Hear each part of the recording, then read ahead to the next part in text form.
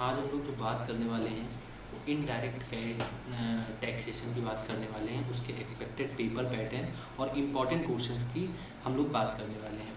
अब सबसे पहले हम लोग इसमें एमसीक्यू के बारे में डिस्कशन करते हैं। जैसे कि आप लोग जानते हैं ये पेपर दो पार्ट में डिवाइडेड है, direct taxation and indirect taxation. Direct taxation की मैं यहाँ पे बात नहीं करूँगा, मैं यहाँ पे इनडायरेक्ट टैक्सेशन को पूरा कवर करूँगा। पहले हम बात कर लेते हैं इनडायरेक्ट टैक्सेशन आपके एग्ज़ाम में कितने मार्क्स का पूछा जाता है। इनडायरेक्ट टैक्सेशन से तकरीबन 8 एमसीक्यूज़ आते हैं आपके, 8 एमसीक्यूज़ जो कि 16 मार्क्स कवर करते हैं। एंड आपके 3 क्वेश्चंस आते हैं जो कि 14 मार्क्स ईच होते हैं, जो कि 42 मार्क्स के होते हैं। इन दोनों को अगर हम ऐड कर देते हैं तो अराउंड 58 मार्क्स का टोटल पेपर बनता है, जो कि आप एग्ज़ाम में अटेम्प्ट कर सकते हैं 58 मार्क्स का। और बाकी का बचा हुआ 42 मार्क्स का आप डीटी अटेम्प्ट कर सकते हैं, या फिर दोनों का कॉम्बिनेशन बना के अपने हिसाब से आप उसको अटेम्प्ट कर सकते हैं। ये है कि 58 मार्क्स का पूरा आपका इस अटेम्प्ट में भी आएगा, ये 100% श्योर है मेरी तरफ से। अब इसमें मैं देखूँ तो 8 एमसीक्यूज़ आपके आते हैं, जो कि मेनली इन चैप्टर से आपके एमसीक्यूज़ आते हैं। आपका बेसिस ऑफ जीएसटी से एक एमसीक्यू आएगा ही आएगा, जो कि आपका एमसीक्यू नंबर 8 होता है, वो बेसिस ऑफ जीएसटी से ही आता है। उसके बाद सप्लाई से एक एमसीक्यू आएगा ही आएगा, 9th या 10th एमसीक्यू होगा। उसके बाद एग्जेम्पशन एंड रजिस्ट्रेशन से 10th या 11th आपका एमसीक्यू बन जाएगा।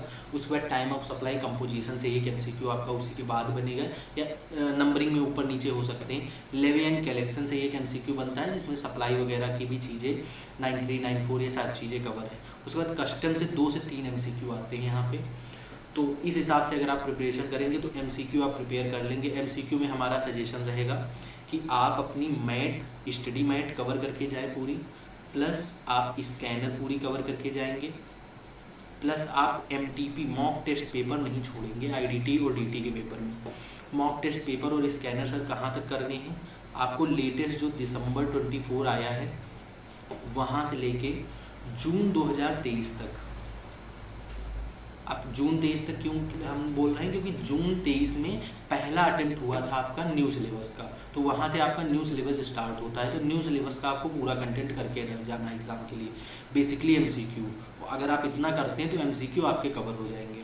अब हम लोग बात करते हैं नेक्स्ट जो हमारा पार्ट बी होता है, क्वेश्चंस की तरफ।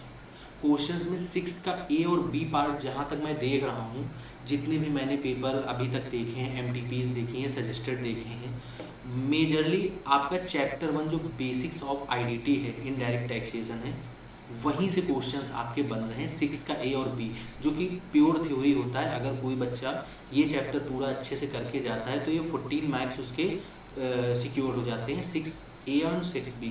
अब उसमें 6 के B में 2 टॉपिक बहुत पूछे जा रहे हैं, GSTN and GST council. GST council यहाँ पे लिखा है, तो GST काउंसिल में GST काउंसिल पूरा कैसे बनता है, GST काउंसिल क्या होता है, पूरा डिटेल में टॉपिक आपको इसको पढ़ना है। GSTIN लिखा है यहाँ पे, तो उसके GSTIN के बेनिफिट्स वगैरह भी आपको पढ़ने हैं। मतलब यहाँ पे मैंने टॉपिक लिखा है तो इस पूरे टॉपिक को आपको पढ़ना है, इसमें से कुछ भी आ सकता है। और मुझे इस बार लग रहा है GST काउंसिल आने के चांसेस ज़्यादा है, तो इसको आप थोड़ा ज़्यादा ध्यान से पढ़ लेंगे। अगर 6 के ए में बात करें तो इन्हीं 4 क्वेश्चनों में से एक क्वेश्चन मेरे हिसाब से दिखना चाहिए, बाकी पढ़ना तो सब कुछ है।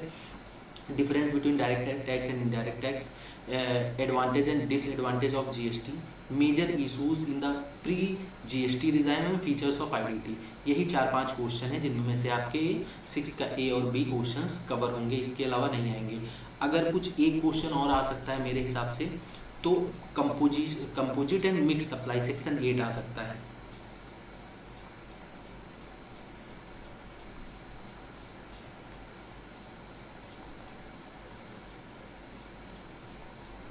उसको आप ऐड कर सकते हैं यहाँ पे ई पॉइंट में, ठीक है।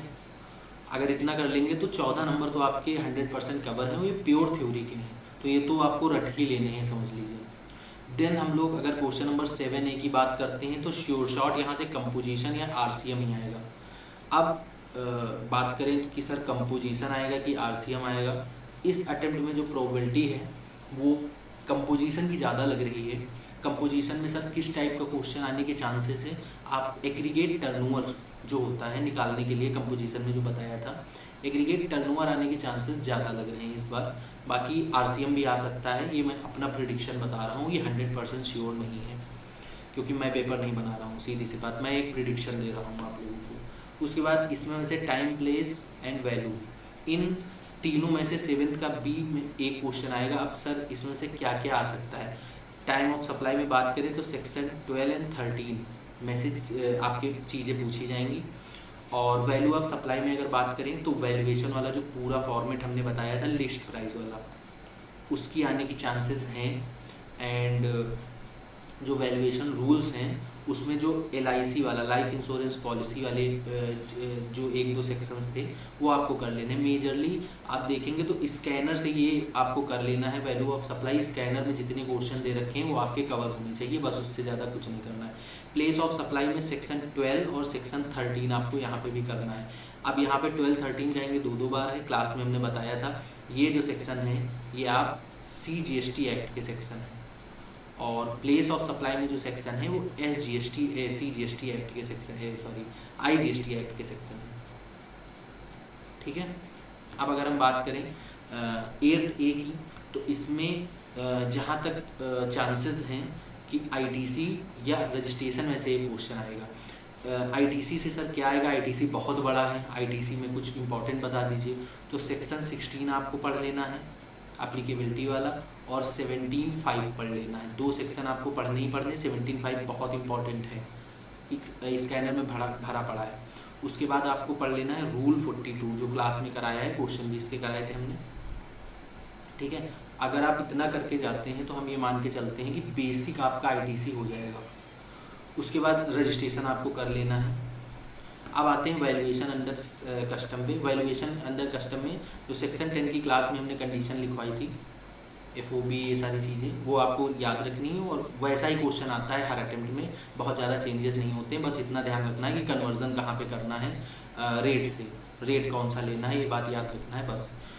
अगर आप ये स्ट्रैटेजी फॉलो करते हैं तो मेरे हिसाब से IDT में आपका काम हो जाएगा। बाकी कोई अगर डाउट होता है तो आप कनेक्ट कर सकते हैं।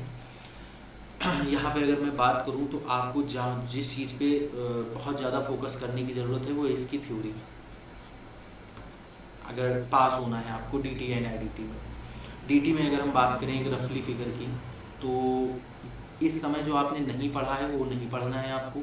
जो आप पहले से पढ़ रहे हैं, जिसमें आपकी कमांड है, आपको वही पढ़ना है। क्योंकि अगर आप नया लेके इस समय बैठेंगे तो आप फेल ही होंगे, फिर पास होने के सारे चांसेस ख़त्म हो जाएंगे। यहाँ पे अगर कंपोजिशन की बात करें या फिर ये जितने भी न्यूमेरिकल वाले पार्ट हैं इनकी बात करें, तो आपको ऐसे क्वेश्चंस देखने जिनमें ये सारे सेक्शन कवर हों, और 2-3 क्वेश्चन ही हर चैप्टर के करने हैं जिसमें सारे सेक्शन कवर हों होलसेल। क्लास में हमने बताया था LDR के नाम से क्वेश्चन, लास्ट डे रिवीजन छांट के रखे थे, हमने बताए भी थे। वो क्वेश्चन आपको रिफ़र करने हैं इस टाइम पे, क्योंकि सारे क्वेश्चन आप नहीं लगा सकते हैं बुक के या स्कैनर के या हमने जो क्वेश्चन बैंक दी है उसके।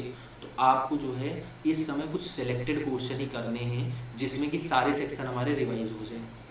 क्लियर? तो अगर आप यहाँ इतना कर लेते हैं तो GST में आपको दिक्कत नहीं होगी। ठीक है।